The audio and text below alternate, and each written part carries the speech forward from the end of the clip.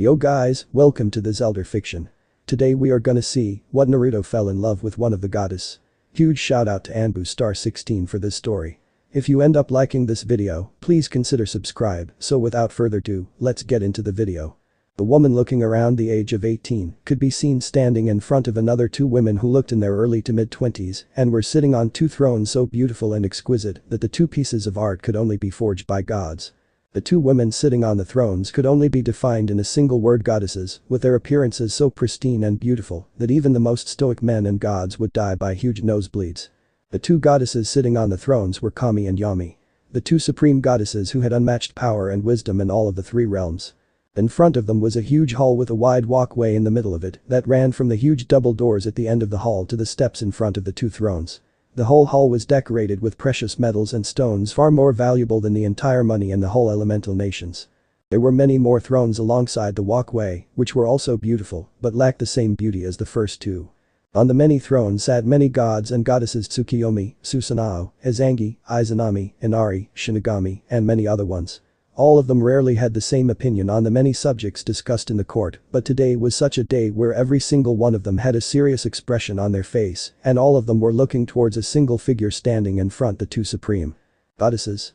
The woman in question was tall up to 5-6 feet, had long waist-length midnight black hair with an unearthly shine to it. She was wearing what appeared to be a very fine kimono which was black in color, decorated with red rose petals. Her face matched the beauty of Kami and Yami with everything: lips, nose, ears, eyes in perfect places and perfect shapes. She had a light pink colored lipstick on and a very light shade of mascara. The shape of her face looked to be a combination of Kami and Yami, but was still unique. Her body was that of a goddess's with perfect shape and all necessary curves in right places. The woman in question was none other than the goddess of sun, Amaterasu. She was currently looking straight into the eyes of both the goddesses sitting in front of her, a feat that could get any other god killed and erased from existence but not her. She was powerful than all others present except the two mentioned before, and even then her power was slightly less than from the two sitting in front of her. The silence of the court was broken when Kami spoke up. "Do you understand the consequences of what you are asking?" Amaterasu, Kami asked with a slightly stern expression on her face and a calm voice. Besides her, Yami also had a small frown on her face. "Yes, I do," Kami-sama replied Amaterasu with a determined and a calm expression on her face and an equally calm voice after a small pause. Yami's frown seemed increased slightly. "Amaterasu, we understand how you feel and knew all along that you had a soft spot for him, and you are not alone. We also care about him, and I'm sure many among the ones sitting here currently do too. He is the child of prophecy after all, you know that, but going so far." Yami trailed off from her speech after seeing the expression on the woman in question's face.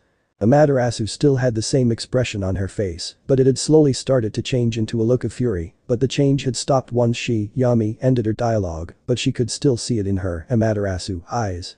Kami sighed in what seemed to be in resignation and spoke up. "It seems her decision is final, Yami-chan, and besides she can make her own decisions, we can only question them, not judge or deny them." She again sighed and stood up. "I, Kami, the goddess of life, approve of the goddess of sun, Amaterasu's decision of making Naruto Uzumaki Namikaze as her life partner to whom she will be bound for all eternity, and this change will be irreversible for all eternity." Murmurs and gasps of surprise could be heard from everyone in the court except Amaterasu, who had a small content and a happy smile on her face. Kami looked at Yami, who also sighed and stood up. "I, Yami, the goddess of death, approve of the goddess of sun, Amaterasu's decision of making Naruto Uzumaki Namikaze as her life partner to whom she will be bound for all eternity, and this change will be irreversible for all eternity." As soon as Yami finished her announcement, chaos broke in the court with many gods standing and shouting their disapproval. The goddesses looked surprised as well as baffled. Soon everyone felt a spike of power from the two supreme goddesses and froze.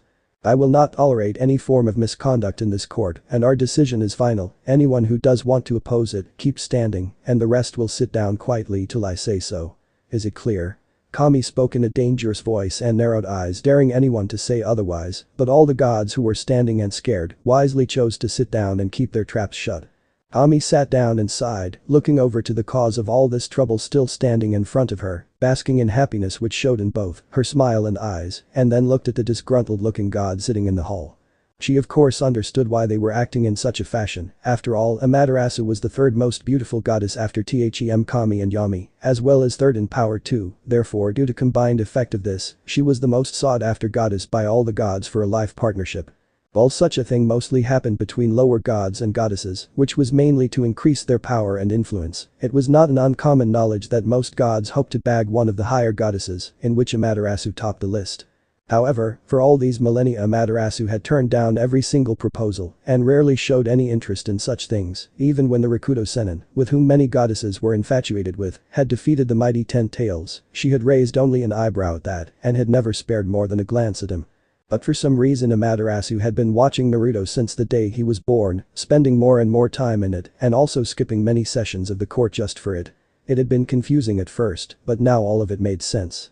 Ami briefly wondered what would be Naruto's reaction toward such an arrangement and hoped he doesn't end up hating her for it, though as far as she knew about him, he would never end up hating someone such as Amaterasu, as she was her most favorite goddess after Yami, who could also be a titch sometimes. Amaterasu's personality was very calm, collected, and reserved. She rarely ever got angry, but when she did, it was never a good thing. She wondered what would be her, Amaterasu, next move, and she did not have to wait for too long. Now that the major part is out of the way, time for the next move, Amaterasu thought with a smile. I thank you with all my heart for your approval, Kami-sama. Yami-sama. Amaterasu thanked in a soft voice and bowed a little. However, I still have some things to make clear and some more things to ask. Ami and Yami both raised their single delicate eyebrows in a questioning manner and nodded her to continue. Amaterasu, seeing this, turned towards the remaining gods and goddesses. I'm sure many of you are disappointed with the turn of events, but I have made my decision and expect all of you to respect it, Amaterasu said in a calm tone. However, her eyes were narrowed. And take it as an advice for the future, that in any circumstances, if a single hair of my life partner is harmed due to the actions in which either one or more of you are directly or indirectly. Amaterasu's eyes turned red and a bright light erupted behind her as she released her power that impressed even Kami and Yami. I will personally erase the existence of the ones responsible for it in unimaginable ways, and not even Kami-sama or Yami-sama will be able to stop me from doing it. The tone of Amaterasu's voice was so dangerous that even the two supreme goddesses felt a chill up their spine. After finishing her advice thread, Amaterasu turned normal, and almost every other deities was frozen. Soon some of the more boastful gods regained their sense. Was that a threat, Amaterasu? Growled Susanoo, who never got along with his sister as she was far more powerful than him, and that made him intensely jealous of her. She looked at him. No, a mere advice to watch your steps from now on, dear brother, Amaterasu stated in what seemed to be a mixture of pleased and warning tone. Yami, who saw that things were going out of hand, soon intervened. I want you to take it as a threat, Susanoo, due to your history with your sister, and Yami told Susanoo and turned towards the rest of them. What Amaterasu said is to be taken as a forewarning by everyone here, and we will fully support her actions should she be forced to carry out her warning on anyone here. Is it clear? Many gods paled at hearing it. Getting a warning from Amaterasu was one thing, but with Kami and Yami supporting her, it was a completely different territory which no one wanted to enter. Thank you, Yami-sama. Amaterasu smiled at Yami, who smiled back, but I still have some things to ask. Amaterasu looked for their permission, who nodded. She continued. Amaterasu took a deep breath, as you must have guessed that I will be going to the human world to talk to Naruto Uzumaki about my decision, but I'm also going to gift him some skills that I see fit, for which I want your permission to borrow some powers from Tsukiyomi and Susanoo, as my compensation for their actions against me in the past, which I still haven't forgiven. Amaterasu finished and looked at the two deities in front of her, who looked to be contemplating about what she had said. The whole court was in silence as no one wanted to interfere in the talk between higher ones, not after one of them had given a direct threat. However, Tsukiyomi and Susanoo seemed to be barely holding it. I suppose that can be done easily, as you had not received any form of compensation from either of them for their transgressions. Kami agreed and turned towards the two suspiciously purple-faced gods. Tsukiyomi and Susanoo, both of them under my order, will give a part of their power to Amaterasu as a compensation for your past actions. And don't be under the impression that you have a choice, Kami ordered in a final voice and motioned the two gods to come up in the front. Tsukiyomi and Susanoo got up from their respective seats and walked towards the three goddesses stiffly, as if they were having an internal fight with their own body against the motion. When they reached there, they walked behind Amaterasu and placed their hands just above her shoulders. As soon as they did this, their hands were enveloped in blue fire and seemed to be burning, which showed, as both the gods cringed slightly. After all, getting one's power sapped out hurts a lot. After ritual ended, both gods could feel their powers drained out and were glaring at Amaterasu. After that, both of them went back and sat at their respective places. Now that is out of the way. Is there anything else you want, Amaterasu queried Kami. No, I have everything I want, Kami-sama, but thank you for asking. But now I must take my leave, my job is still unfinished, replied Amaterasu with a smile as she bowed in gratitude and took some steps backward and was soon engulfed in black flames, and the flames extinguished to show that she had left. Kami and Yami both released tired sighs, both mentally exhausted due to the recent events, and dismissed the court. All gods left in their own fashion, like Susanoo with wind and lightning rotating around him. With Tsukiyomi, he was enveloped in white light and faded away with it. When Kami and Yami saw that everyone has left, Yami turned towards Kami. Times are going to be interesting from now on, don't you agree with me, sister? Yami said with a mischievous smile on her face. Kami returned the smile with her own mischievous one. Indeed, my dear sister, both of them giggled, and soon a mirror-like screen appeared in front of them, showing that Amaterasu had just arrived in Naruto's apartment, who freaking out at her sudden appearance. Indeed, the future had just become interesting. Hidden Leaf Village. It was night time and the village hidden in the leaves, or Hidden Leaf Village. The whole village looked peaceful with a full moon shining down on it and a light breeze flowing was through it. Most of the villagers were asleep, while many shinobi could be seen patrolling the village. Only a couple of lights were on, while the whole village was bathed in moonlight. And one of the lights belonged to the apartment of none other than the village's resident Jinchuriki, whose life was about to take an interesting turn. But Uzumaki Naruto. Uzumaki Naruto was an orphan of average height for a 12-year-old, with sunny blonde hair, fair complexion, skin with light tan and bright blue eyes. However, his most distinctive feature was the whisker marks on his face, 3 on each cheek. He was sitting on the floor of his apartment and was wearing a white t-shirt with an Uzumaki swirl on the back of it and black shorts. His hands were held in a ram, hitsuji, hand seal, and there was a book on his head, and on top of it was a vase. His eyes were closed in concentration, and beads of sweat could be seen on his face. Come on. I just have to concentrate for some more time, and my chakra control will improve, then I will be able to do the clone technique. Come on, thought Naruto in desperation as he continued to concentrate. This exercise was explained to them in the academy. It helped in chakra control, as we have to focus chakra on the top of our head to keep the vase balanced. It would have worked for normal academy students who were in final year, but Naruto's chakra reserves were anything but normal. He already had more chakra than the Sandaime Hokage, not that he knew that. It was mainly because of the 9-tailed demon fox sealed into him at his birth by the 4th Hokage Minato Namikaze, which was also a fact he did not know. The villagers and some shinobi of the village affectionately, note the sarcasm, called him QB or QB brat or demon or and many other names that proved that he was a demon. Naruto was a prankster in the academy, continuously pranking many teachers, villagers who hated him, some shinobi, etc., and therefore earned the nickname Prankster King from Hell. He was hated by a majority of the village, some were neutral towards him, while only a handful cared about him, which included the Hokage and the Ichiraku father-daughter duo. But currently, he cared about nothing else other than focusing on the task at hand, which was interrupted when suddenly, a mysterious breeze entered the room and started whirling in the center of it. Naruto hurriedly opened his eyes after feeling the wind pick up, thinking that he had forgotten to close his window and cursed himself. As soon as he opened his eyes, he saw the wind whirling in the center of his room, which confused him, which led to him losing his concentration, and the vase fell from his head on the floor and broke into pieces. As soon as it happened, the lights in his room went off. Silence. Naruto had not moved from his spot from when the lights went off. Now Naruto might be hated by the whole village and was forced to grow up a bit faster than the other kids of his age, but he was still a 12-year-old. He was a Shinobi Academy student but still had the mind of a 12-year-old. And any kid of his age would interpret sudden mysterious wind circling the center of the room and lights going off in the middle of the night as only one thing. Ghosts. As soon as Naruto's 12-year-old mind reached the conclusion, he paled and broke in a cold sweat. Not daring to make a single move, he was able to stutter out a sentence. Is anybody there? I don't think it is the wisest question you ask someone, especially to whom you perceive to be a ghost, a melodious female voice replied to Naruto's question after a pause of 3 seconds. Naruto blinked after hearing such a beautiful voice in his room, his fear forgotten for a second, and then he blinked again when his mind figured out that he had just heard another voice in the room when he should have been alone. His reaction did not disappoint. Naruto's unmanly scream, which surely would have knocked him down many pegs on the manliness scale, was silenced by a soft hand covering his mouth. Naruto opened his eyes, which he had closed when he had let out the scream, and was gifted with a sight which no man or woman that has ever graced the human world had ever seen.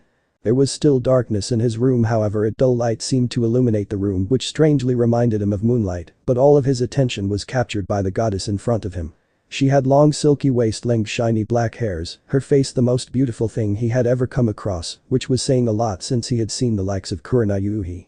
She had soft pink lips which were curved in a small smile, and her eyes were coal black and seemed to dance with amusement. His eyes traveled down along her body, which was covered in a black kimono and had rose petals on it, not to mention it looked tad expensive. She looked to around the age of 18 or 19, but there was a different aura around her which he could not place, which was saying something as he could get a feel of any person he came across. It was a skill he had developed when he was small. Naruto, however, came to his senses and was about to try and struggle in the grip when he saw an assuring smile on the woman's face. "Don't worry, Naruto-kun, I'm not a ghost, I assure you, but you have to promise me that you will not shout when I remove my hand. I just wanted to talk. Please." Amaterasu said in such a soft and assuring voice that Naruto could not help but give her a shaky nod. Now he, Naruto, was not the most trusting person as he had been duped more than enough times, but something about this woman in front of him told him to believe her, to place his trust in her, and Naruto was not a person to betray his instincts. After seeing Naruto nod, albeit shakily, she removed her hand from his mouth and looked at him thoroughly, taking in all of his features, which took only a second as it was the first time she was seeing him in person. Naruto saw her looking at him intently, though only for a second, but it made him feel almost naked, as if she was seeing right through his clothes. He shook his head and dismissed his thoughts and decided it was time he got his answers from the strange yet very beautiful woman. "So, who are you, as you said you are not a ghost?" Naruto asked nervously. Amaterasu seemed to be thinking for a second and shrugged. "I know that what I'm saying might sound very strange, but I'm a goddess," she replied with total seriousness. Now Naruto knew that he might not be the sharpest kunai in the pouch, but he wasn't stupid. He looked over at the woman in front of him and could honestly say that he was tempted to believe her, but simple logic and common sense overruled his thought process. Amaterasu noticed that he looked skeptic over her claim to be a goddess and was not surprised. After all, it was not every day that you appear in front of someone and claim to be a deity. Naruto narrowed his eyes at her and felt as if he was being pranked by some shinobi who decided it was funny to mess with the prankster king from hell. But I should at least give her a chance to prove herself, as all shinobi know that the title of prankster king from hell is well earned by me, Naruto thought. "Okay. I will give you a chance to prove yourself that you are a goddess and that this is not a prank," Naruto said, even though he was betting that this was a prank.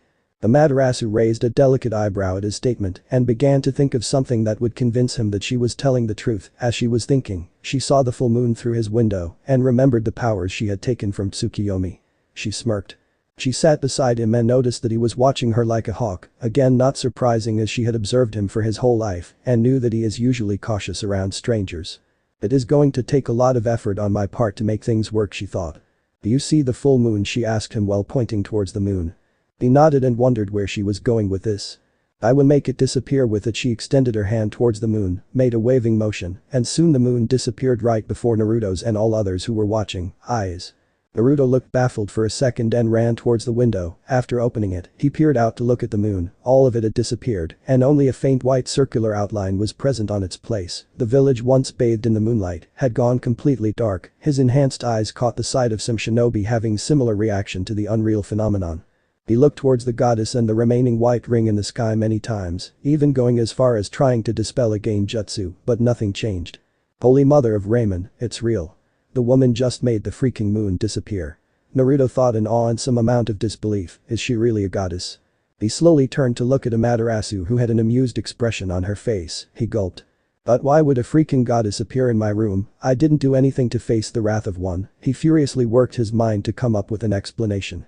"I know you have many questions, Naruto-kun, and I would gladly answer them. That is if you are done freaking out and let me explain some things," Amaterasu said, still having an amused expression on her face.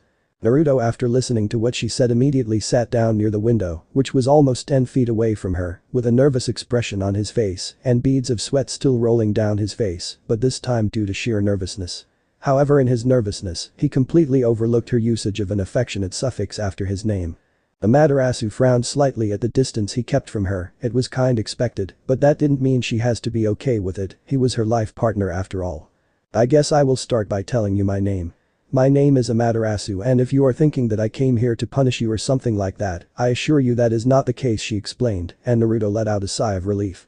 She paused a bit and thought of how to tell him that he was bonded to her for the rest of eternity, as she knew about his crush Akka, the pink-haired human banshee hybrid howler monkey. She also wanted to tell him why he was hated by the village so much. She sighed deeply, all amusement leaving her face, and Naruto instantly had a sinking feeling in his stomach. "Am I dying? Please, I don't want to die yet. I haven't even passed the academy, and then I have to win Sakura-chan's love, and I have to become the Hokage too. Please, please, please," he chanted in his mind. I want you to pay full attention to what I'm going to say. When she saw he was giving her his full attention, she continued. I have been watching over you since the day you were born, Naruto-kun. I know you are not liked by the majority of the village, and I know the reason why. I will tell you that in time, but first you need to know that. She slowly moved towards him, all the time looking straight in his eyes. You are no demon, you are the purest soul that has ever graced the human world. You are a light which burns brightly even when it is surrounded by darkness from all sides and threatened to consume you. She reached up to him and held his face in both of hands, which stopped Naruto, who was starting to lean back due to the close distance between them. You are a person who cherishes the people he loves. You have hatred, but your unique power to forgive and bring the good out of others far surpasses it, and she brought his face close to her, her lips nearing his. That is the reason I feel in love with you, she finished and brought both their lips together in a chaste kiss, pouring all her feelings for him, as well as a part of her power that she had wished to share with him. The whole time Naruto sat there with eyes wide, unbelieving eyes, unable to comprehend what was going on. This woman, who proved herself to be a goddess, had said that she had observed him from the time he was born, knew the reason he was hated, said that he was the purest soul, then confessed to him that she loved him, and was now kissing him. He idly wondered if he was having a nightmare or his first wet dream, as it was too surreal to be real. He soon felt her pull back and noticed that her eyes were closed in pure bliss. He tried to lean back, but her hand soon went behind him and pulled him into a hug. They simply sat there with Naruto not being able to comprehend the situation and Amaterasu in happiness at being so close to her love. They soon separated and Naruto asked the obvious question. What the hell is going on? Is this a dream or is it for real? And did you just say that you love me? Naruto asked, perplexed, still not getting over his shock. No, this is not a dream, I promise you, and yes, I just said that I loved you. Is it so hard to believe? She answered. Naruto's jaw unhinged for a second. This is not a dream. Yeah, of course it is not, dreams are not so real-like, but he thought. But how is it possible? I mean, gods aren't supposed to fall in love with human. I have never heard of such a thing. I mean, I heard your reasons, but still. It is very hard to believe such a thing, he replied, still perplexed.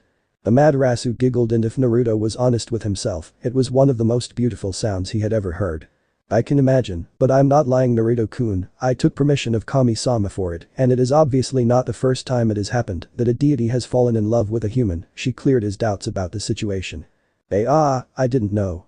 Sorry for doubting you, Amaterasu-sama, he apologized and bowed.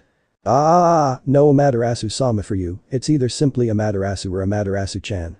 Or you can give me a nickname as long as I like it, and no apologizing for things you did not know, she corrected him, giving him a smile. Naruto looked uncomfortable with the whole situation and simply looked away. After some time he looked at her. It's just that I'm a bit uncomfortable with the whole thing and don't know what to say. A part of me is still saying that it is a delusion, and I never even dreamed of this. I need time to think and clear my thoughts, he said apologetically. It's totally alright, I'm sorry if it makes you uncomfortable, but there are still things that I need to tell you as I'm running low on time, she said. I don't know if you have noticed, but I have shared a part of my powers with you. Naruto blinked and then realized that he had never felt so good in his entire life. He had not paid attention to it first, but during the kiss he had felt another chakra entering his body. His chakra reserved were bigger, and his chakra also felt stronger. His control had also increased exponentially. He felt a sense of awe and looked towards her and nodded in affirmative. Amaterasu looked pleased that he had liked her gift so much and began to explain them. As you have noticed, your chakra has grown stronger and has increased in quantity. Your control on it has also increased, but there is more to it. She paused and thought of how to explain him his extra powers. She came to the conclusion that she will have to explain him her own powers first, then he will understand his. But first you have to understand that my powers lie in controlling all types of fire, and yes, there are many types of fire, she explained, seeing he was about to ask about different types of fire. The most common is the fire you humans use, which is a mixture orange and red color. The next type is white in color and has a higher temperature than common fire. Next is the blue fire or foxfire, which is hotter than white fire. The last, and the most powerful, is the black fire, which is the hottest, cannot be extinguished even by water and burns till the target is dead or for 7 days and 7 nights. My powers also include genjutsu and physical manifestation of objects using chakra. The powers I have granted you allow you to master all types of fire to a certain degree, imperviousness to genjutsu of up to according to human ranking system, say A rank, and ability of making chakra solid and using it for various purposes. Her eyes softened. If it would have been possible, then I would have given all of my powers to you to keep you safe and survive this world, but alas. She smiled sadly at him. I have some rules to follow. I cannot help you anymore. I'm sorry. She looked down and sniffed. I'm really sorry that I cannot do more for you, that I could not help you for all these years. I'm sorry. Her heartfelt apology was cut off when Naruto hugged her tightly to himself. Hey now, please don't cry, I understand, you don't have to say any more, he said as he rubbed her back in a comforting way. He had been getting increasingly excited when she was explaining him his abilities and was thinking of some way he could express his gratitude and do something nice for her, but it all went down when she started to sniff and apologize. One thing he could not stand was a girl crying, be it a normal female or a goddess. She sounded that she really wanted to help me and cares for me, no one had ever cared for him other than the Hokage and Ichirakus. But it barely filled the empty gap in his heart, the part of him that always longed for true love and care, the part that wanted someone to be there for him all the time, and here was a goddess who loved and cared for him all along, wanted to be there for him, giving him a heartfelt apology for not doing things for him that his parents should have done. It brought tears in his eyes that there was at least someone apologized for the pain he had to suffer every day from the day of his birth. He was feeling it difficult to contain his own tears at the revelation. Amaterasu was blushing slightly at the way he held her and felt a need to never let go of him, but sadly they were running out of time, she still had to tell him the reason he was hated by the village. Sighing sadly she let go of him and noticed that there were tears in his eyes too. Smiling sadly she wiped his tears with the back of her hand. It must be very touching for him to know that someone unknown loves him so much, she thought sadly. Naruto-kun, before I tell you what you had always wanted to know, I want you to know that you are not a demon or any of the things that the people have told you, you are a human like every single one of them, alright? Promise me that you will never think otherwise. He nodded with unshed tears in his eyes and in happiness that he was not a monster as the villagers had always claimed. As you know, 12 years ago, Konoha was attacked by the nine-tailed demon fox, and it was defeated as well as killed by Minato Namikaze, the Yondaime Hokage, who also died while doing the deed. She paused to look at him and saw him looking at her intently, it caused her to blush slightly, not that he noticed. The parts of the story like demon attacking the village and the Hokage dying are true, however the QB no Yako is still alive. What? How is that possible? Iruka-sensei said it died when the Yondaime used a special jutsu that no one knows to kill it. Naruto exclaimed in shock. Amaterasu stared at him sadly, thinking of how he would react to the truth and was almost tempted to avoid telling him the truth but figured that he would come to know of it one day and might end up going in a depression or worse, which was the last thing she wanted for him.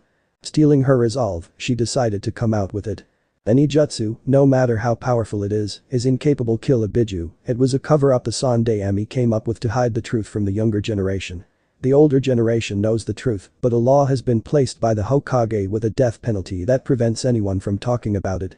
The truth is that the Yondaime was unable to kill the QB, so he did the next best thing to protect the village. Her face grew solemn, he sealed it into a newborn child, similar to how you use a storage scroll. He made you the container of the nine-tailed demon fox, she finished and gazed at him.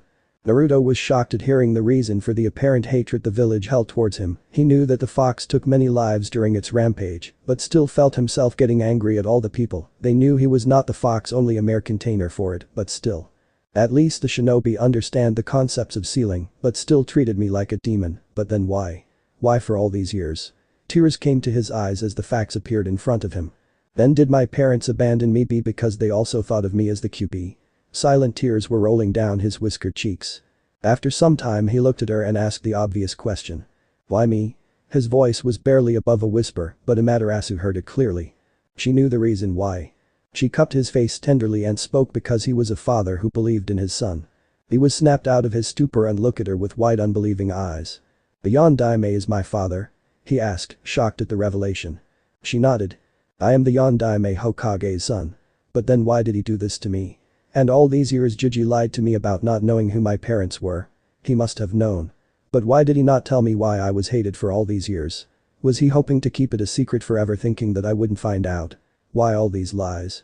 He was raging mentally at the Sandaime for keeping all these things from him. He deserved to know everything, especially with what he had to endure for all his life. He was broken out of his thoughts hearing Amaterasu's voice. I understand how you must be feeling at this point, Naruto-kun, but please don't hate your father, because believe me when I say that he did not have a choice. The QB was running free, destroying everything in its path, and you were the closest available baby, and even if there would have been another one. Your father was too noble to ask another parent to give up their baby for the sealing, as only a newborn can contain a Biju. He loved you with all his heart and wished for the village to treat you as a hero who kept the QB at bay, and even though his wishes were not followed, he would have been proud of the way you have grown up. He believed in you like a parent should have. She said, calming his inner conflicting feelings. She knew she had lied to him about a lot of things that happened on that dreadful night, the fact about his mother being the previous Jinchuriki of QB, the attack of the mysterious masked man, and many other things, but he wasn't ready for those things yet, he was already at the end of his line due to some many revelations. But she would tell him the whole truth one day, as he would be the one to avenge his parents. Her thoughts were broken when Naruto asked a question. "Do you know who my mother is?" he asked in a hopeful voice. "Yes, her name was Uzumaki Kushina, but sadly she also died the day you were born. She was a rather unique character, and if I'm right, you inherit all your mannerisms from her right down to your verbal tick," she informed him. He blushed at the mention of his verbal tick and was very happy that he was so much like his mother, but sad at the same time knowing she has passed away. "Can you tell me more about my mother and father? Please. Please. Please."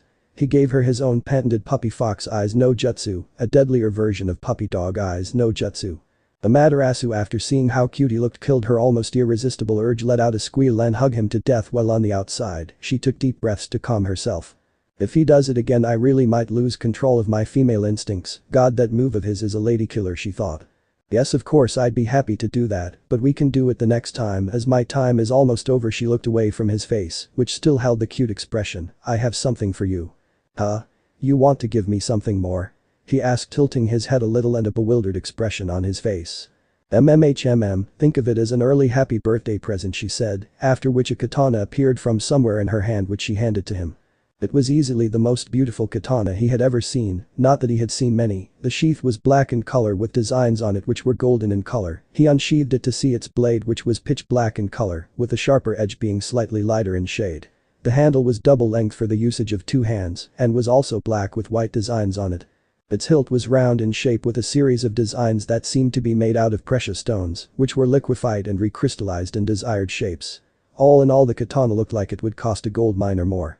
He looked at Amaterasu with comical happy tears in his eyes and started saying thank you over and over again, at the same time bowing repeatedly.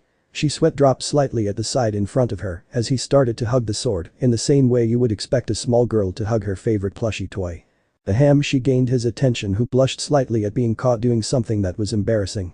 She smiled slightly at that. "I would like to tell you something about the sword. The sword you are holding is one of the finest pieces crafted by a blacksmith who lived a very long time ago. It has been in my possession for centuries, and now I would like you to have it as well as learn the art of Kenjutsu. It is a very useful skill, and also one of the very important." Naruto looked down at that. "But no one would teach me anything," he said dejectedly. Amaterasu was quick to raise his spirits him as she continued to speak. "Don't worry, I will provide you with the necessary scrolls and see over your training from time to time. I just wish I could spend all my time in this world with you while you are here, Sai, but it doesn't matter much, I guess. Nevertheless, we will be together again when you finish your life here and come to afterlife where we can spend the rest of eternity with each other." She sighed wistfully and gave him a wink. Naruto was looking her the entire time and saw how much she loved him, and while he was happy, a part of him was slightly afraid too, as had never been in this kind of situation. Of course, he tried to impress Sakura every day and get a date with her, but this was something different, something more deep. "And she's way beautiful than Sakura-chan, and her voice is also melodious, not to mention her lips taste so sweet, better than ramen and get your mind out of gutter, Naruto. You are not a pervert," he thought while blushing and shook his head. Unfortunately, Amaterasu saw it all. Having of perverted thoughts about me, Naruto-kun?" she asked, deciding to have some fun with him as she already knew about his thoughts. "No, I was thinking something different," he said fearfully. Does that mean I am not attractive enough for you?" She mock-huffed, which Naruto did not catch on, downs of being a thickhead. "Of course you are the most beautiful woman I have ever seen," he replied sincerely. Amaterasu blushed hearing the sincerity in his voice. "Thank you, and you don't have to worry about not knowing what to do. We will spend as much time together as possible from now on." She leaned close to him, "and I'm sure I will be able to make you fall in love with me before you can even say Sakura," finishing with a light peck on his lip. She leaned back and was pleased to see his face resembling a tomato. Naruto was a blushing mess due to her rather bold claim and vowed that he would also try and get to know her better, not to mention getting her back for making him embarrassed. "No one gets away from me for getting embarrassed at Tebio," he thought conspiringly. Amaterasu felt a shiver going up her spine seeing the scheming look on his face. She put it at the back of her mind and got a feeling that her time with him was up, for now. My time is up, Naruto-kun, but don't worry, I will visit again in some days, hopefully before your genin exams, she informed him as she prepared to leave and saw he was looking at her despondently, but before that, I want you to go up to your Hokage the next thing in the morning and ask him for another clone technique which you can use, but don't ask him about what you have learned today. Believe me, it will make things easier. Her form started to disappear and train hard for your exams, I sure you will pass with flying colors. She gave him one last loving smile, and remember that I will always be watching over you, and I love you. With it she disappeared. Naruto kept staring at where she was standing for a few seconds before closing his eyes and sighing tiredly. The last half an hour for him was the most emotionally draining time for him. He slowly moved towards his bed, keeping the katana in his hands in a standing position near his bed, and moved under his covers. He idly wondered that if he slept now, then will he be waking up tomorrow with or without the katana on its place, thus helping him figure out if it was all a dream or not. He hoped for the katana to be there when he woke up, and with these thoughts in mind, he let sleep overcome him. Hami's court. Hami and Yami had just finished observing the interaction between Amaterasu and Naruto when black flames appeared in front of them, which dissipated, revealing Amaterasu. She had a pleased expression on her face, showing how happy she was with her latest confession. The two in front of her looked amused at seeing the mighty Amaterasu, the goddess of sun, going all fangirl for a human boy. It seems that you have informed Naruto-kun about your decision, and seeing that look on your face, it appears that everything worked out well, nah. Yami teased the sun goddess, whose eyebrow twitched slightly but soon deadpanned. I know you two have been spying on me and Naruto-kun from the moment I left, no need to fake innocence about it, she responded in a blank voice. Oh, you need to lighten up, Amaterasu-chan, besides we have very less fun nowadays, and you just provided the opportunity for it, no need to accuse us for spying, Kami replied, the amused look still on her face. Fine, I will just go and do my own things, which includes peeping at Naruto-kun. Goodbye, Amaterasu gritted out due to the interjecting statement by Yami. As soon as she left, both the sisters burst out laughing. Oh my, we are going to have so much fun from now, Kami spoke between her laughs, and Yami could not help but agree. Yawn. Naruto Uzumaki stretched his hands on either side of his head, and after being stretched enough, he rested them on the bed as he blinked the sleep out of his eyes. He was lying on his bed, entangled in his blanket, which was not so surprisingly dark orange in color. He kept blinking as he looked at the ceiling of his room and realized that it still looked dark. Every morning he usually woke up when sun rays coming through the window gleamed at his closed eyes, but today, he woke up when there was still time for sun to rise fully. He glanced at his clock through the corner of his eyes while moving his head slightly in one direction. It was 6:45 a.m. Surprised and now fully awake, he moved in a sitting position and rubbed his eyes while looking at the clock. It really was 6:45 a.m. He looked out of his window and saw that it was way too early in the morning. He looked around his room but missed the katana standing beside his bed due to it being directly on his blind spot, and took in the fact that it was all dark. Now most people won't be surprised if they woke up this early in the morning, but Naruto had never been able to get up so early. It was mostly due to the QB's chakra affecting his mind when he grew up and the unhealthy diet, which also stunned the growth of his brain. He did not know this fact but accepted that maybe he was a long or deep sleeper, which prevented his early morning rise. And add to the fact that the academy usually started at 9 a.m, he had not bothered to stop the habit. Strange, I don't remember waking up so early before, he mused. Naruto slowly freed his legs from his blanket and stepped on the wooden floor. He stood up slowly and noticed that there was pain in legs as well as his whole body.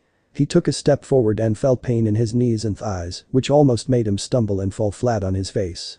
As he kept moving towards his bathroom slowly, his mind was trying to remember what he had done last night to face such consequences at the crack of dawn.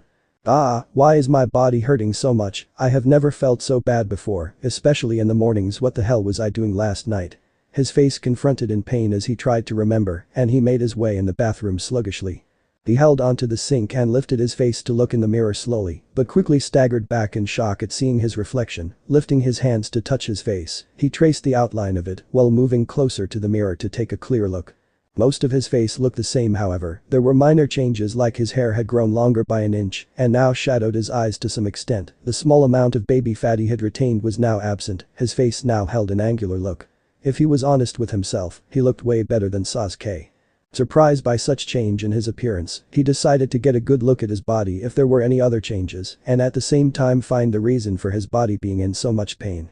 He walked out of his bathroom with the support of a nearby wall. Entering his bedroom again, he moved in front of his full-length mirror. While moving, he noticed an odd object through the corner of his eyes, but ignored it in favor of finding the reason of his discomfort, which had decreased slightly. He got rid of his clothes as quickly as he could, leaving himself only in his boxers.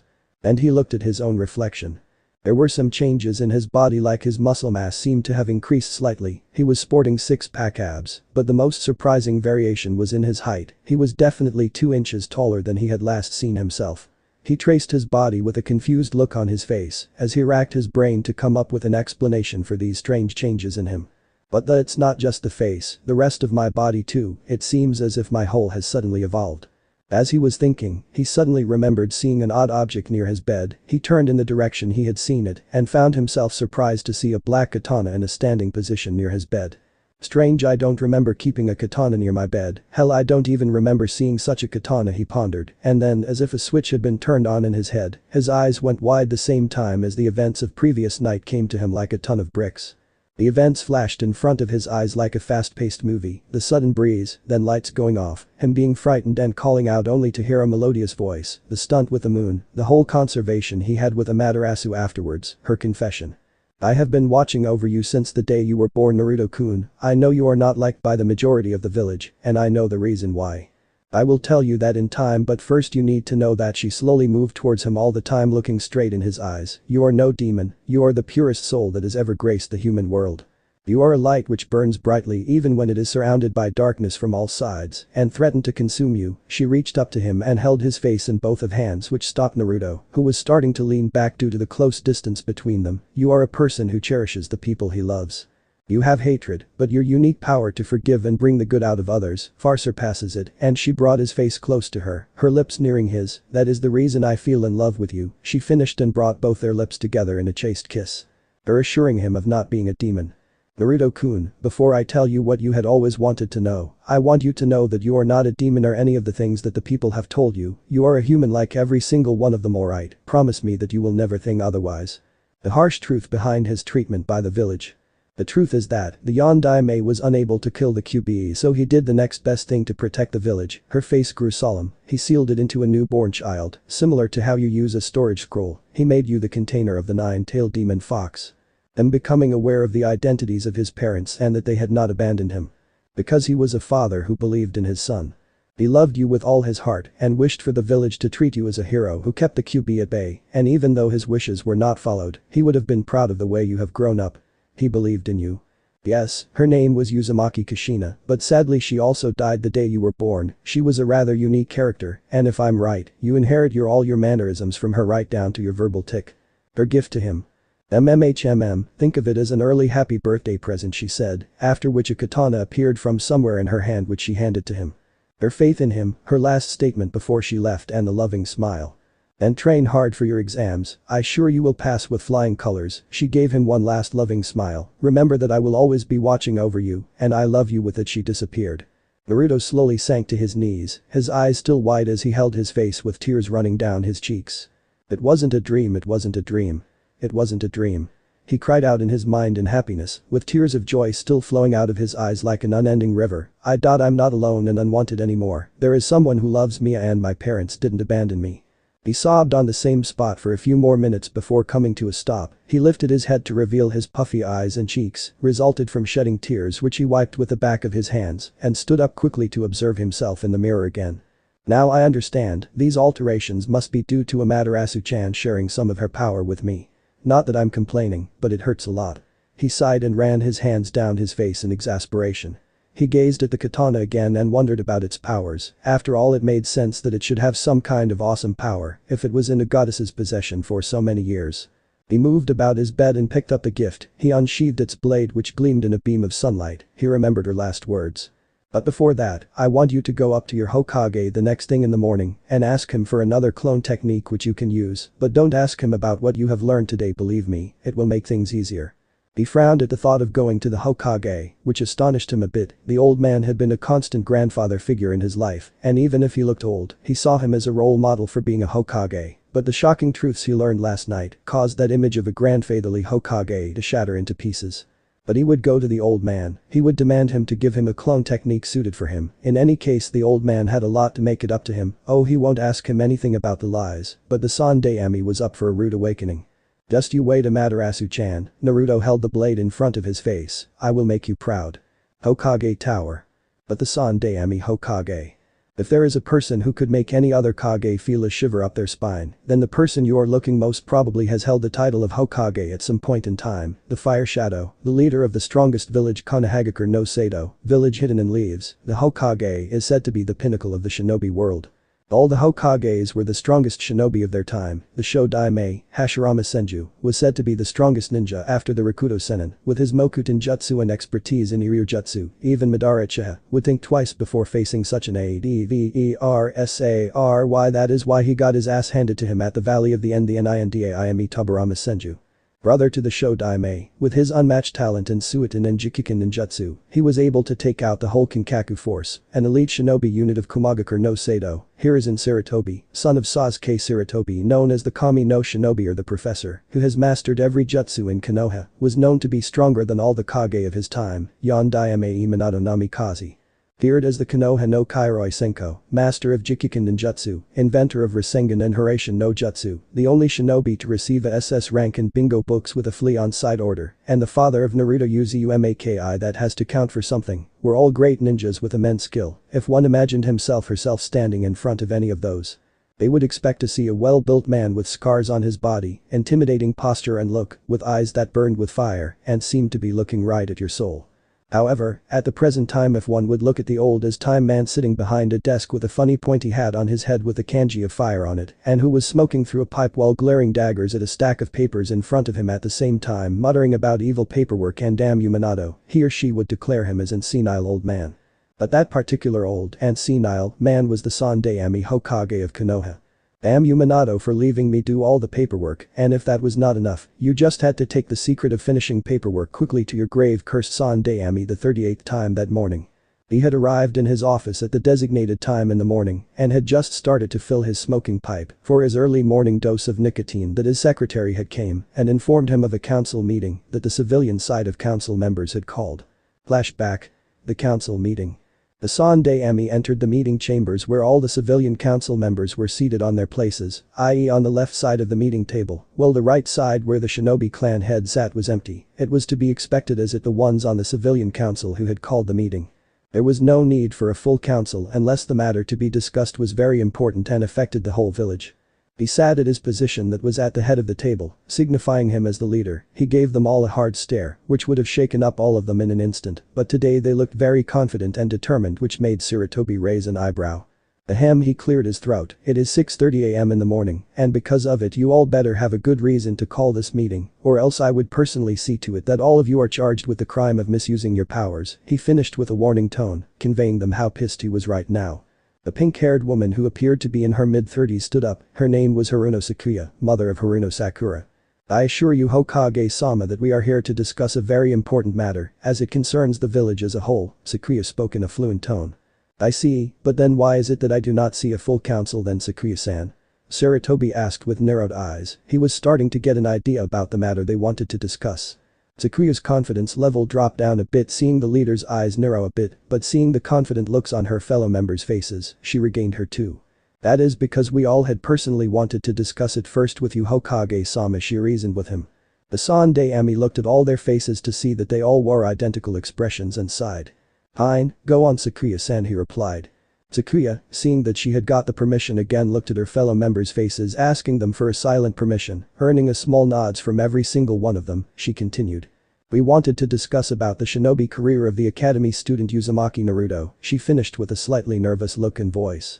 Hiruzen barely controlled the urge to unleash his full killing intent on all the fools in front of him and slaughter every single one of them.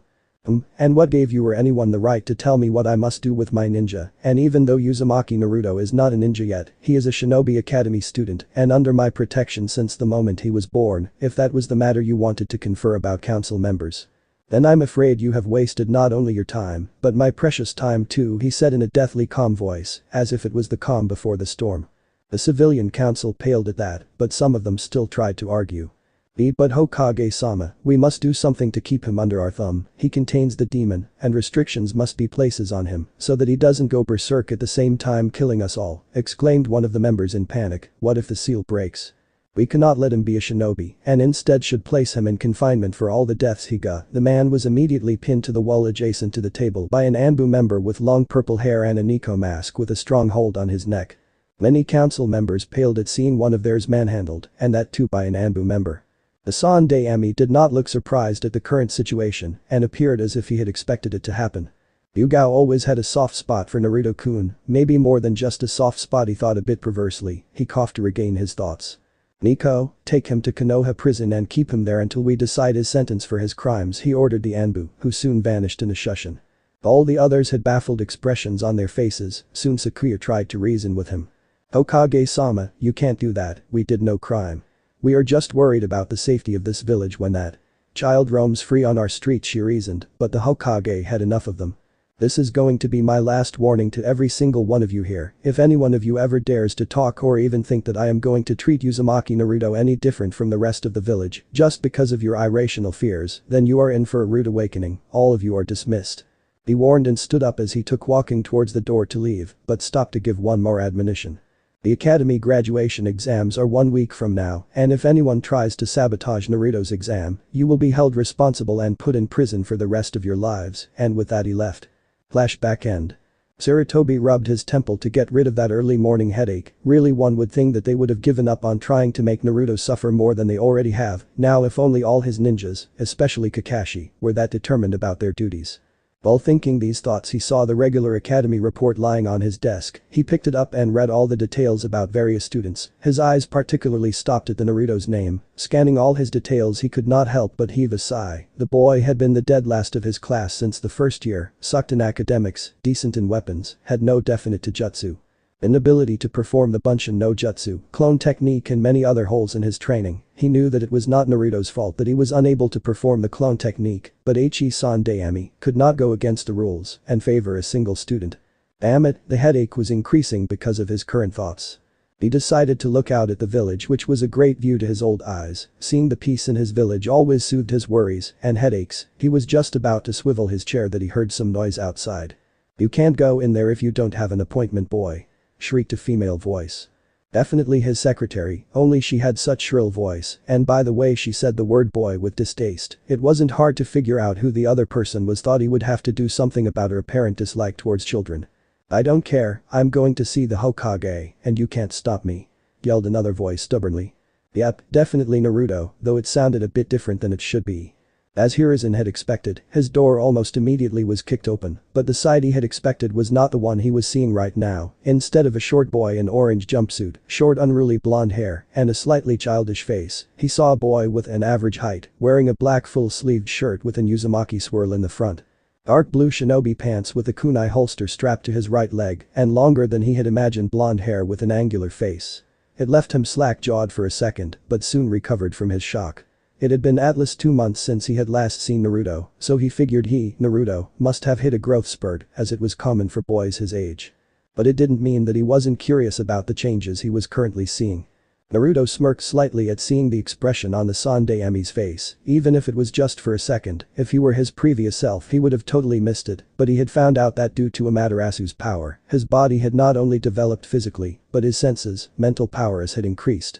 The ability to notice even the slightest things was also included in his arsenal of abilities. He schooled his expression in a neutral one, which also made the Sarutobi raise an eyebrow. He had not forgotten how the Hokage had lied to him for all these years. It was time for action. You wanted to talk to me, Naruto-kun?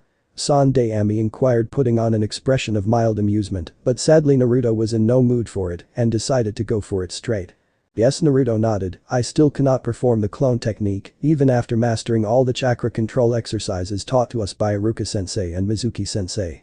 Sarutobi raised both of his eyebrows in surprise at hearing the seriousness in Naruto's voice. He was rarely serious about things. And the problem, he said, caused the old man to hide a wince. Even after all these years he was unable to understanding of Minato's seal.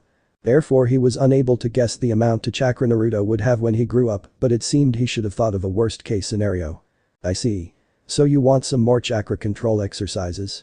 You could have asked Iruka, he would have helped, Sandaime offered.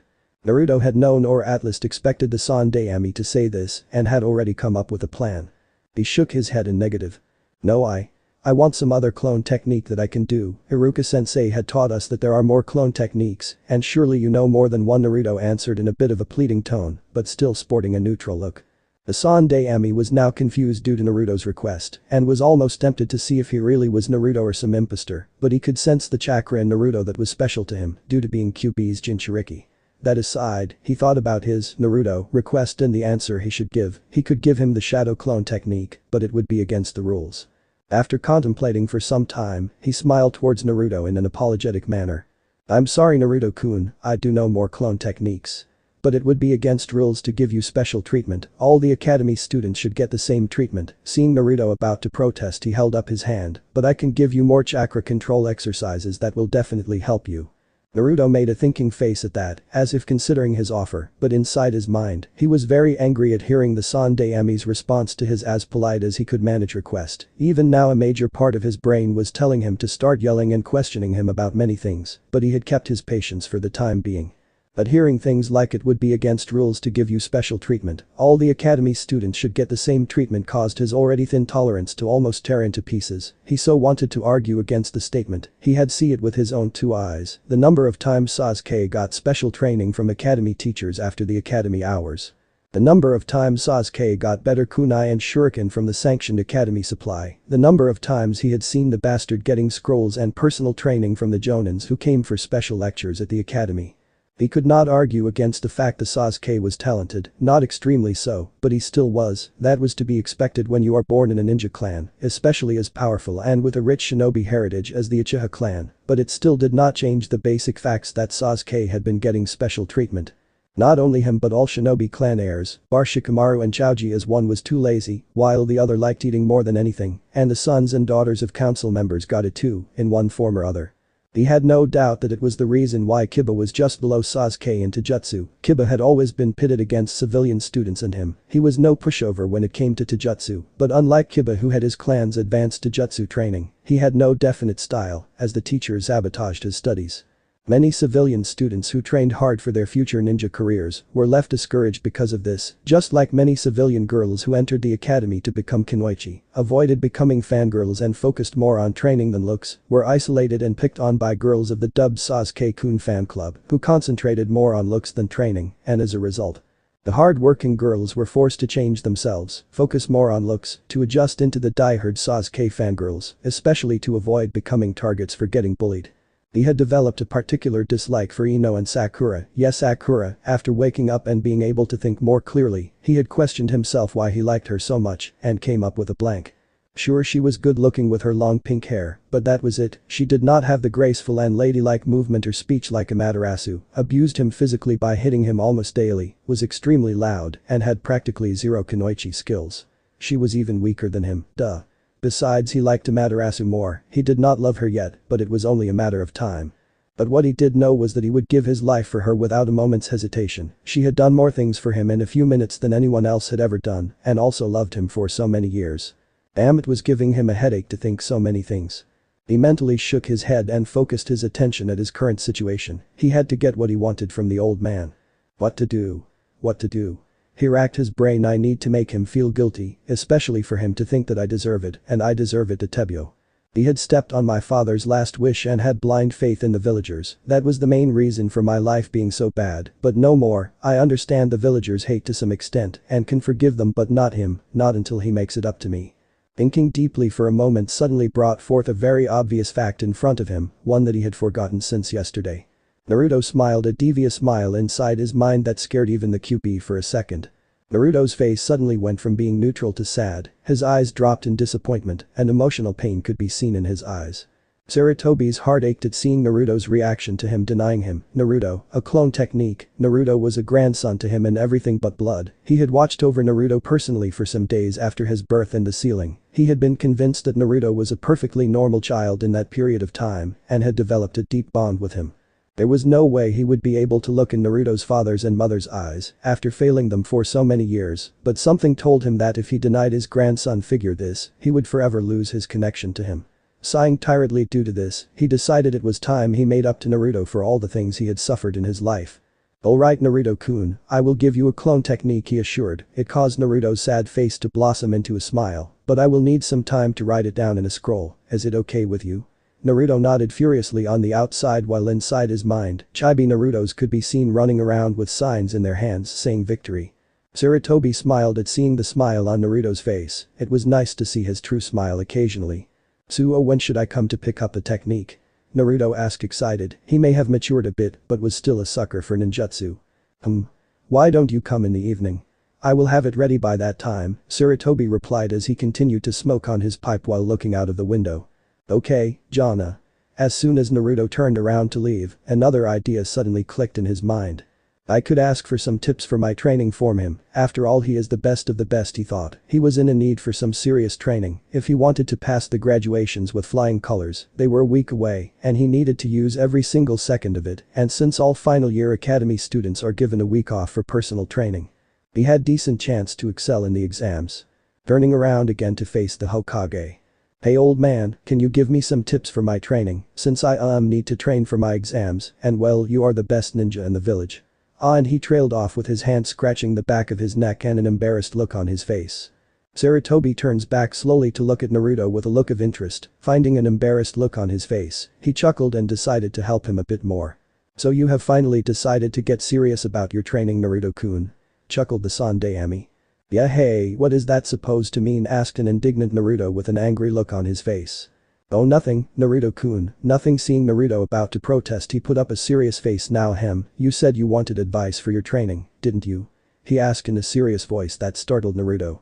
Naruto nodded slowly. "Then pay attention to what I am going to say as I won't repeat it." Coughing a bit to start his speech, he looked straight in Naruto's zero eyes. Naruto was able to see the infinite wisdom and experience in the old man's eyes, and at that point he knew that he was seeing the eyes of the feared Kami no Shinobi, and decided to memorize every single word that came out of the legend's mouth. Being a shinobi is not a very big deal. Anyone can become a shinobi after some training in the basic arts of ninjutsu, genjutsu and taijutsu, but being a true elite shinobi you must know and understand many things. Firstly, a shinobi is a ninja, and a ninja is an assassin of the shadows, master of stealth and deception, therefore one who desires to become a true shinobi. You must learn and master stealth along with deception. You must be able to make yourself unnoticeable, so it is good that you have decided to forego your orange jumpsuit. To train yourself in stealth, you must be able to move silently. At the same time you must be able to camouflage yourself into the surroundings. It can be done by wearing suitable clothing and learning how to suppress your chakra signature. The best way to learn silent movement is to try and sneak up on normally alert animals like the Nara clan Deras or animals with acute senses. He took a pause to mentally summon up his knowledge. Now that is out of the way, the second thing you need to know about being a true shinobi is physical conditioning. As you know, the chakra is made up of two parts, the spiritual sense and the physical sense. When one conditions himself physically, he is not only adept for fighting for a longer time, due to higher stamina and more physical strength, but also has a stronger physical sense of chakra which increases one's chakra density, while simultaneously increasing the strength of your chakra. For physical conditioning, I recommend you to create your own rigorous physical workout regime, which should include all exercises taught in the academy, and more. You can find many additional ones in the shinobi section of the public library. You can also buy training weights which will help you to increase your speed. Thirdly, you must understand that the strongest ninja is not the one with the most number of ninjutsu or genjutsu or the most powerful taijutsu, but the strongest ninja is the one with the strongest mind. Your mind is where your true power originates from. Your mind is the one that makes split-second decisions in a combat. Your mind is the one that stores all your knowledge. A strong mind is the one that protects you from mind-based attacks and genjutsu. It also helps you to keep you calm in tough situations and in strategizing. To train your mind you must perform meditation exercises. Playing strategy games like shogi is also recommended. I know you don't like studying and reading, but it helps if you know things about medicinal herbs, shinobi skills, basic geography, math and sciences. Again pausing to breath and see if Naruto was paying attention. He was pleased to see that Naruto was hanging on every single word and had a look of full attention, baffling him a bit. It was a rare sight after all. Placing his smoke pipe on the table after taking a single wisp of it, he continued in the same serious voice.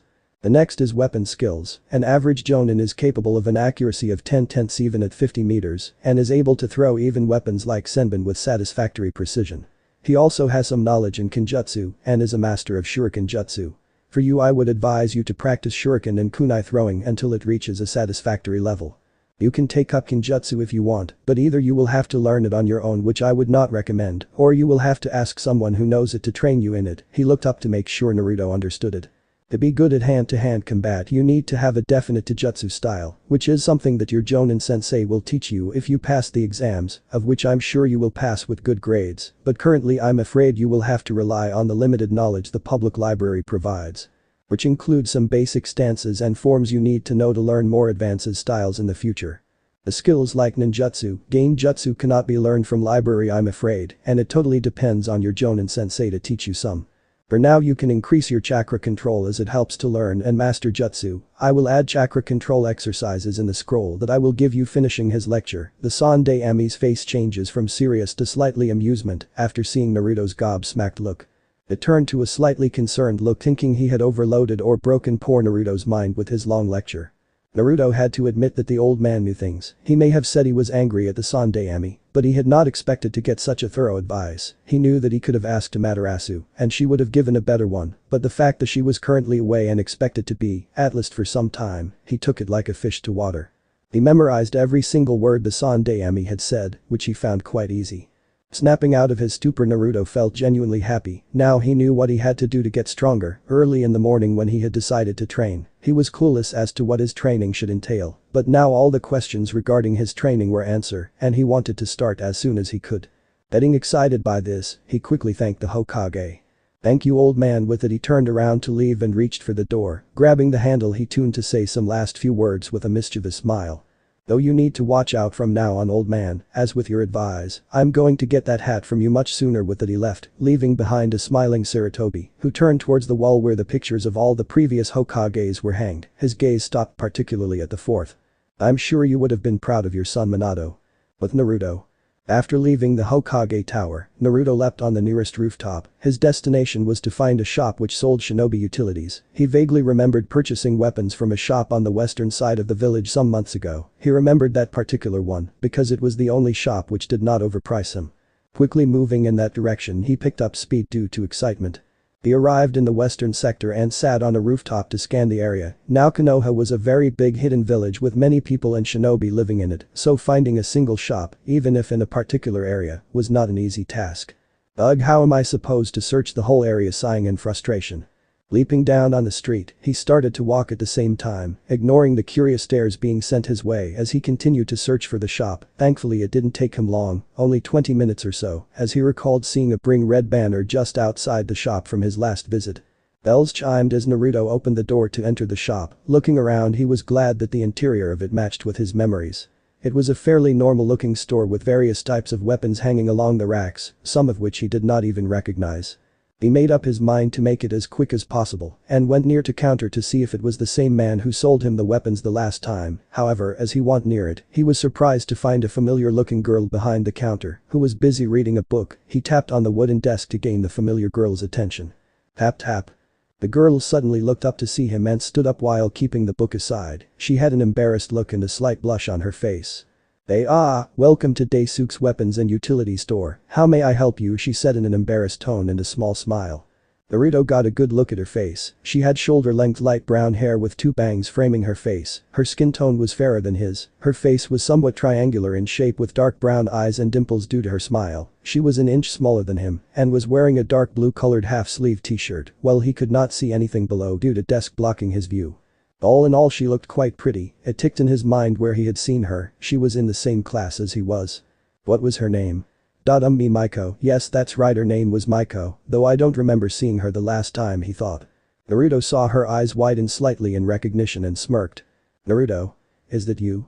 she asked, wide eyes and surprised voice, no doubt due to his sudden changes. "Yeah, it's me, Naruto. I didn't know that you own this shop," he said while scratching the back of his head and a smile. He saw her blush slightly and shake her head. Looking at him, she asked.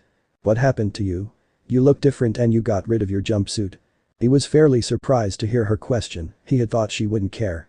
"Yeah, oh well, you can say that I hit a growth spurt of sorts and I just decided it was time to change my clothing as our graduation exams are close. I figured orange wasn't the best color for a ninja," he said, slightly embarrassed.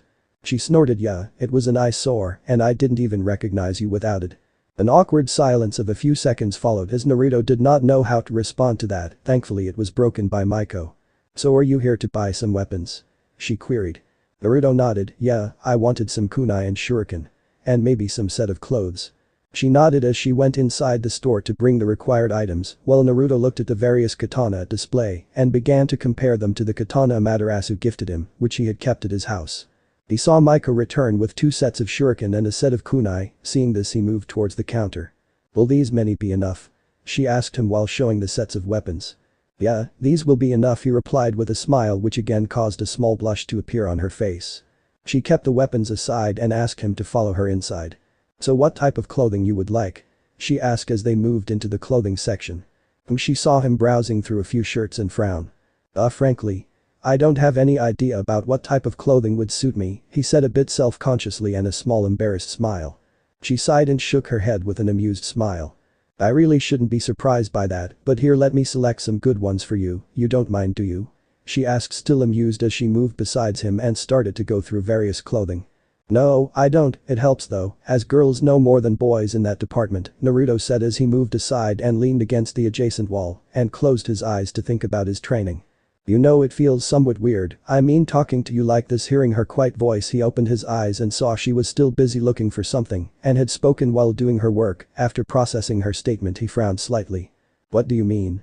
She pulled out a half-sleeved black shirt and kept it in the pile of clothing by her side.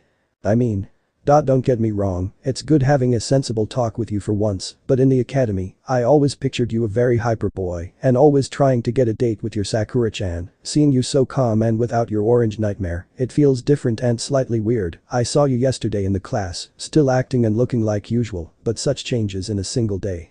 I was just wondering, she explained herself while still browsing through some full-length pants, but stopping for a second to make quotation marks in the air. Naruto thought for a second about what he should tell her. What she was saying was the truth, there was no denying it, and he was an orange clown in love with his Sakura-chan till yesterday. He had got away with his changes from the Sandaime, who had not seen him for a month or so, and concluded his different appearance as a growth spurt, but what explanation should he give her? He decided that it was the best if he avoided saying anything about it. "Well, I'm surprised that you paid so much attention to me," he teased slightly. She turned and looked at him with a blank stare for a second and returned to do her thing. "It's got nothing to do with paying attention to you, Baka, it's just that you are too loud to be ignored," she shot him down with a deadpan voice. "Ahahaha, I guess you are right there," he trailed off as he eyed the growing pile of clothing besides the girl. Not to interrupt you or something, but don't you think those many will be enough?" "I don't think I can pay for more," he pointed out. Maiko turned to him with a confused expression which he thought looked cute and saw him point at the heap of clothes beside her. There were 5 sets of pants and shirts in various dark colors. She blushed and gave a hurried nod as she collected the garments and moved into the front with an amused Naruto behind her. She went behind the counter and rang up the price while still sporting a blush. She had been so caught up in their conversation that she had forgotten what she was doing. She had always wanted to have a chat with him as she was inspired by the way he never gave up and his hard work.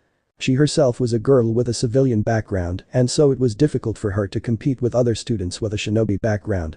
She had once been a target of bullying by the Sasuke-kun fan club girls, but she never gave in to them. It also helped the Sasuke was not a person of interest to her. It was after seeing Naruto struggle and never give up that she decided to follow his example, not that Naruto knew any of these things. She handed him his goods and he paid the required money. "Thank you for helping me, Maiko, I really appreciate it," he said as he moved to leave. As she looked on, she suddenly got an idea.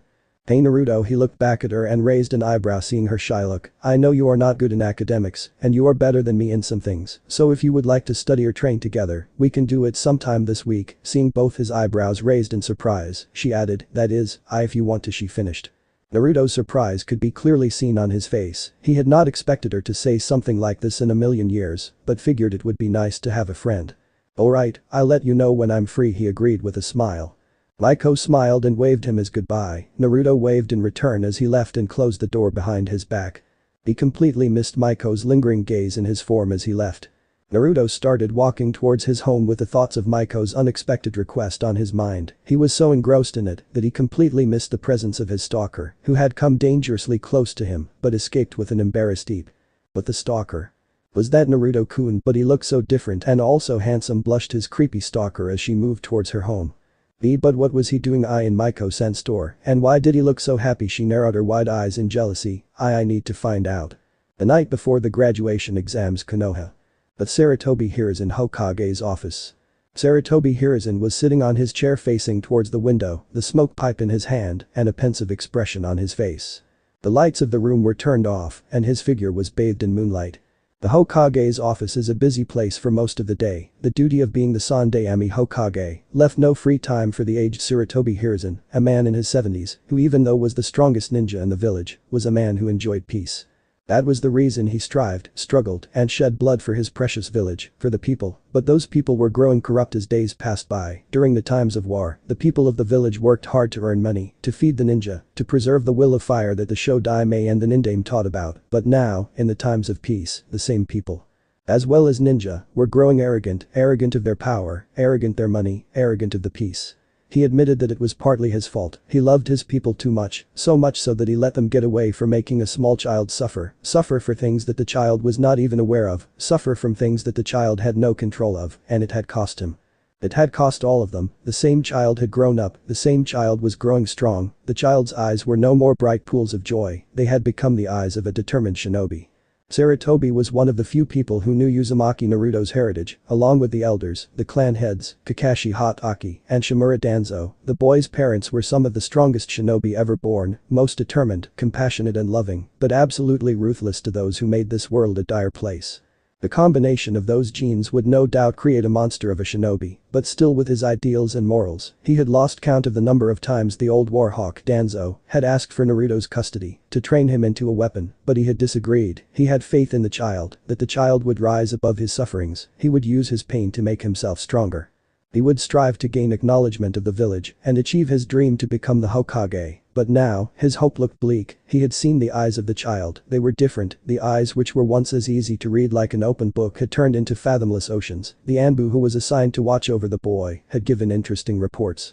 The boy was growing rapidly in strength. In a week's time his grandson figure had apparently come up with a very strange yet with the potential to become very powerful Taijutsu style, and people said the boy was a dead last. If he previously had any doubts about Naruto's potential, they had vanished without a trace in this week. He had used his crystal orb to see Naruto train almost every day, but only for as much time as his duties provided. The boy's progress in weapons, stealth, taijutsu, chakra control had left even him, who had seen and observed prodigies like Tsukumo Hokage, Orochimaru, Minato Namikaze, Itachi Uchiha, Kakashi Hokage, Tsunade Senju, Shisui Uchiha and many more, baffled. The boy, whose weapon accuracy had been average for an academy student, was now Chunin level. He was sure that the strange taijutsu style his grandson figure had come up with had the potential to rival the Hyuga clan's Jukin. The boy had already started to master the water walking exercise. He had to admit it was partly due to the smart use of the shadow clone technique, as he had told Naruto personally the secret behind it and why only he would be able to use it effectively. Nevertheless, the boy did not know that the technique was brought to Konoha by Mito Uzumaki from the Uzumaki clan. It also pained in his old heart to lie to the boy about him not knowing his, Naruto, parents, and about the QB's secret, but he had done it, and for the sake of the child to have a normal childhood, he had created various laws with strict penalties, but alas, they did little to help the situation. He wished so much right now that he could go back in time and slap his other self to do the right things. While Naruto was still like his previous self, just a bit more serious, sarcastic, talented and physically different, there were only brief flashes of his prior mentality. Although it was a good thing that he had decided to take his shinobi career seriously, the Sandaime still missed the orange jumpsuit wearing Naruto. Also, he, Sandaime, had noticed that Naruto was containing a certain emotion during their last talk. He did not know what it was, but it certainly spiked his curiosity. Now Naruto had not expressed anger or hostility towards the village, but he was still the village's Jinchuriki, so anything concerning him was treated as a severe topic. He was certain most of the Jinchuriki hated the people of the village they belonged to, but he had hoped that Naruto would not turn out like the others, and he believed it till last week. I'm getting nowhere with this, there has to be some reason for the sudden change in Naruto. People don't change so fast, I know, but what could be the reason? Sandaime leaned back to look in the star-filled night sky. Is Danzo responsible for this? There are no other elements in the village who would dare to influence Naruto under my watch, only Danzo would be so daring. But why wait for so many years then? And why would he be so obvious? He would have made sure to not let me get any hints. He took a deep wisp from the pipe and exhaled slowly in the cold night air. His lips slowly curved into a small hollow and knowing smile. Maybe, even he realized that there is not much time left for our generation to live. He pulled the Hokage hat down slightly so that his eyes were shadowed partially, and with a small hollow smile, it looked a truly terrifying visage. What are you planning, Danzo? Underneath Konoha soars. With Danzo? The said man, Danzo, was sitting in a dimly lit room behind a table, and a shinobi with a blank white mask and shadowed clothing was kneeling in front of him. Danzo had black shaggy hair and his right eye was bandaged. He had had an X-shaped scar on his chin ever since his youth. He wore a white shirt with a brown robe over top of it covering from his feet to just over his right shoulder. A cane which he used to walk was leaning on the table. He was currently reading a scroll with a frown on his face. It was clear that he was not happy with whatever was written in it. He finished reading and rolled it back up and placed it in a drawer. "What are your orders, Danzo-sama?" the kneeling shinobi asked in a blank voice. Danzo barely listened to his subordinate because his mind was currently trying to understand the current situation. "This is very troubling. I had taken a huge risk and a lot of effort to sabotage and limit the development of the QB Jinchuriki so that I could recruit him in the route in the future, but this sudden increase in his skills, as well as the use of shadow clone technique for training, can cause problems for my plans for him. It is obvious that Sarutobi had to do something with it as he is the only one who can give that boy the technique. And the boy's increase in skills in a single week is also troubling. I must take necessary steps to either stop that boy's growth or rush my plan for his recruitment. But I have no doubt that Sarutobi is keeping an eye on that boy. I need to have some patience." Looking up at his subordinate. "Do nothing, for now, continue to monitor his development, and I want special reports on the development of the strange Taijutsu style that the boy is currently learning." Hi Danzo-sama with it. The white mask shinobi disappeared in a shushin. The strange Taijutsu was another thing that had caught Danzo's interest. According to his subsidiary's report, the Jinchuriki was in that process of learning a rather new and odd Taijutsu style. Now he was a veteran shinobi, he knew of all Taijutsu styles in Konoha and could recognize many from outside Konoha too, but the style the boy was practicing was a complete anomaly and it intrigued him. He was not surprised by the boy's sudden growth in skills, as he was one of the few people who knew about his true heritage, not restricting to being the son of Namikaze Minato, but also his legendary Uzumaki blood, which will no doubt make the boy a monster on the battlefield.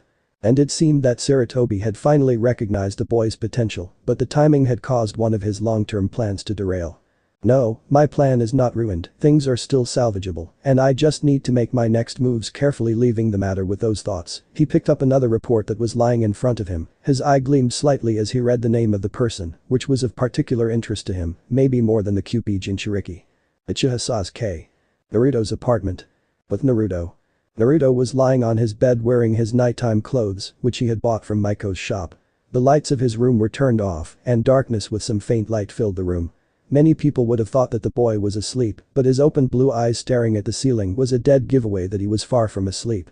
Naruto's mind was currently a whirlwind of thoughts, and unsurprisingly most of them revolved around Amaterasu. Well, not exactly around her, but around the gift she had given him or rather sent to him. No, it was not the beautiful katana he was talking about, it was a medium-sized scroll that was lying beside his bed and next to the katana. When he had arrived home from Maiko's store, he had found the scroll lying next to the katana. When he opened it and looked inside, he was surprised to find a small note from Amaterasu saying that it was another surprise present for him. Only after going through some things written inside it did he realize that whatever was written inside it was the beginner-level material to learn a Taijutsu style. His eyes had grown moist to the point that it would have taken only a single push in the right direction for him to start sprouting tears of joy, not unlike some of the youthful guys. The said Taijutsu style was very odd, he decided, not bad but odd. He had to revise his own katas taught to him in the academy to even start learning it. The style as far as he had practiced depended on various factors, mainly his flexibility, reaction speed, strength, body balance and many other things. That was no surprise though every Taijutsu style depended on those factors. The oddest thing was that it required very minimal to no chakra. Now, as far as he had read about Taijutsu in the library in the past week, he knew that most ninjas use chakra to increase speed and strength of the body, especially during a Taijutsu duel, but the writings in the scrolls strictly forbid him from doing this. While practicing during the week's time, he had wondered about the reason for this, but ended up with a blank answer. Maybe he will find the reason when he would advance more in it, or maybe he could ask Amaterasu when she visits him again. That brought up another matter of thought. Amaterasu, the sun goddess, had confessed her love for him a week ago.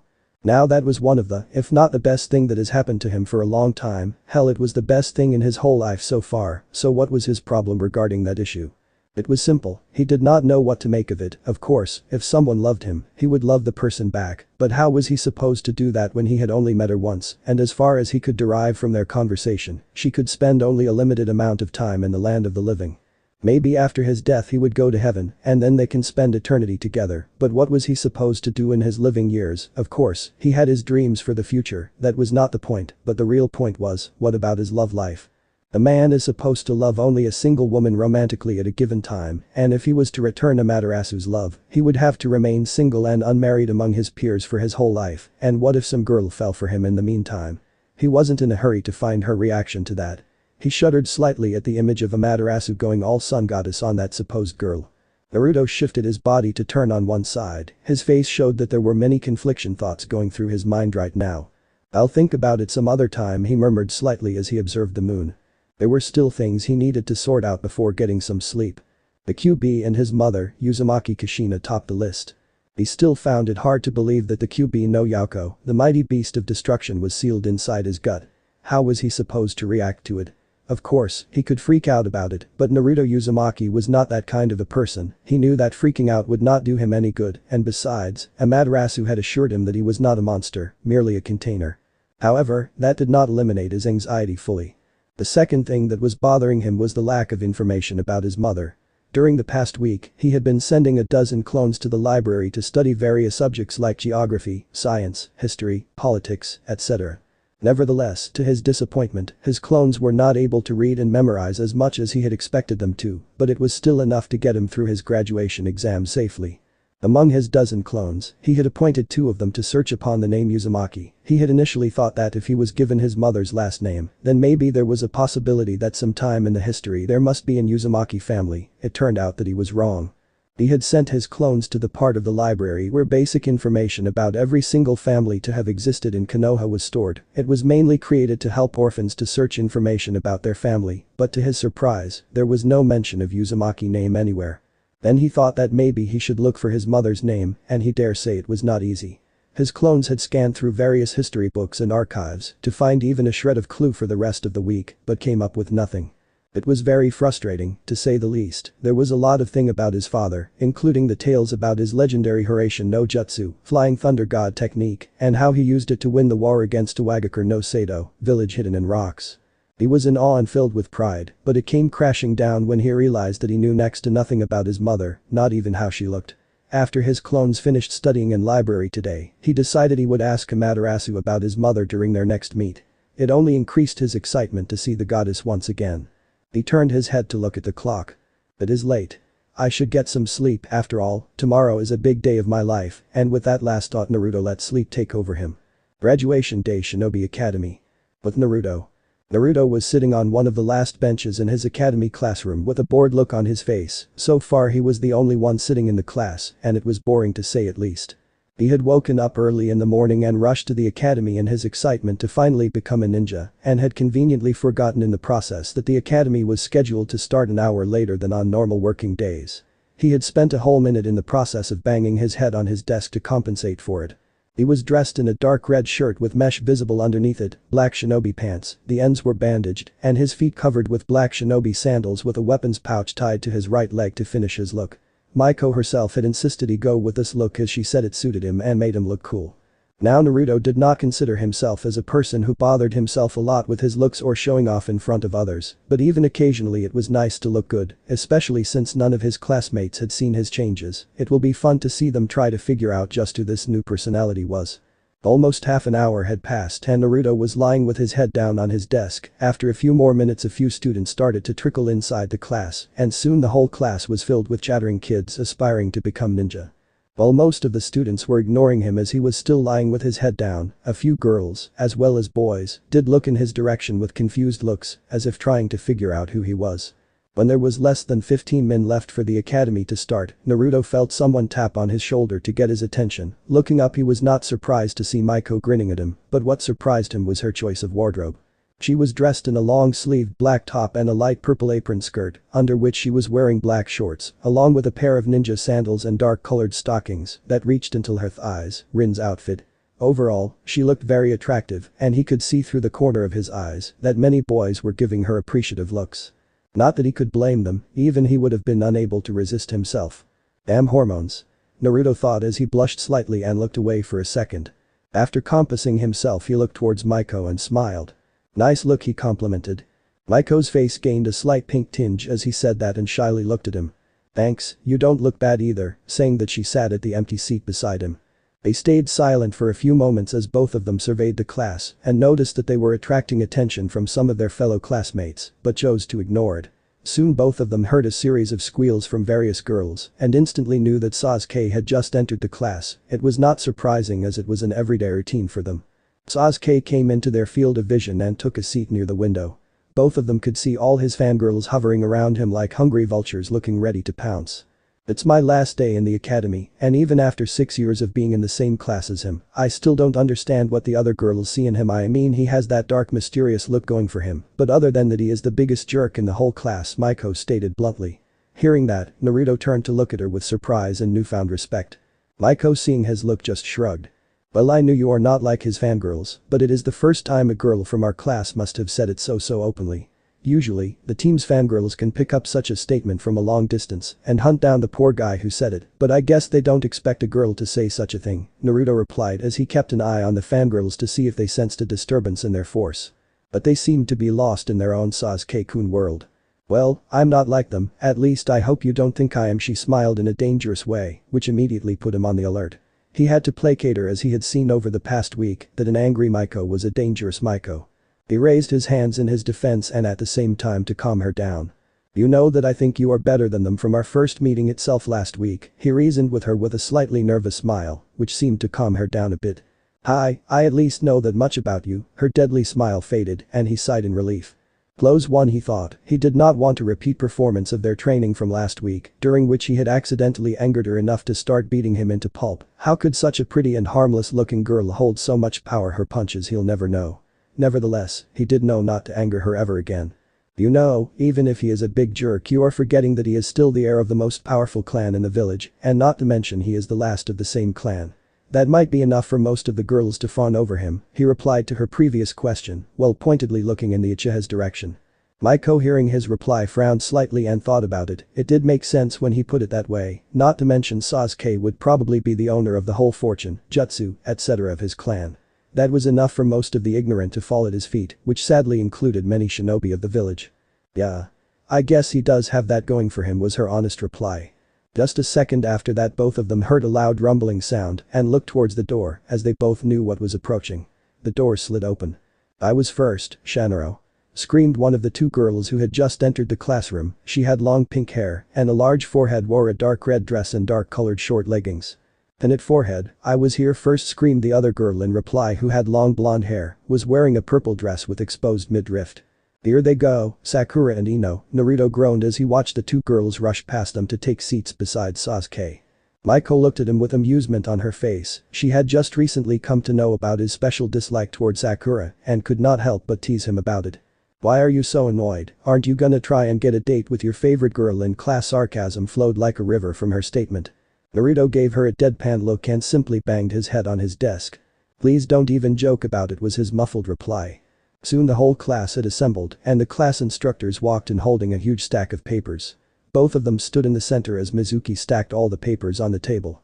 "Alright, quiet down everybody. Today we will be conducting the final graduation exams and it will determine whether or not you are fit to be a shinobi of the Leaf Village. I know everyone here is excited, but I need you to focus as this day will be one of the most important days in your life," started Yumino Ruka, who was the Chunin instructor. He was wearing standard Chunin attire, his hairs were tied in a ponytail and had a scar going across his nose. "The exam will be held in multiple parts. The first part will include the written test, which everybody has to pass to become a genin. The second part includes the weapons accuracy test. The third is the taijutsu test, in which one student will be pitted against another. Moreover, last but not the least, the ninjutsu exam, where you will have to perform the basic 3 ninjutsu taught to you in the academy. Performing all 3 is compulsory to get your headband." Mizuki started distributing the papers row-wise to everybody. "The first test starts now, and cheating will lead to immediate disqualification. Good luck," finished Haruka with a smile. Naruto and Maiko were sitting side by side, and soon Mizuki handed them their papers. "All the best, Naruto," Maiko said with a smile. "Same to you, even though you don't need it," Naruto replied with a grin of his own. The time allotted for the written test was 1 hour, which was more than enough for Naruto to complete the test and gain enough marks to clear it. He finished it with just 5 minutes to spare. After looking over the paper thoroughly to make sure he did not miss anything, he turned it over and put his pencil down. Smiling with satisfaction, he crossed his hands behind his head and leaned back to observe the rest of his classmates. Predictably, most of the students were done with their papers and simply looking around with a few exceptions like Sakura, Ino and the rest of the fangirls were looking at Sasuke. A few boys similarly were staring at Maiko, who was lost in her own world with a thoughtful look on her face. Moreover, the last exception being Hinata, who was blushing and sneaking glances at him at the same time twiddling her fingers in front of her. Weird. The end. So how was this part? I hope you like it. And if you like it, share this part with your friends and like the video too. And don't forget to subscribe our channel for daily awesome fanfiction. Okay, it's time for me to go. Bye bye.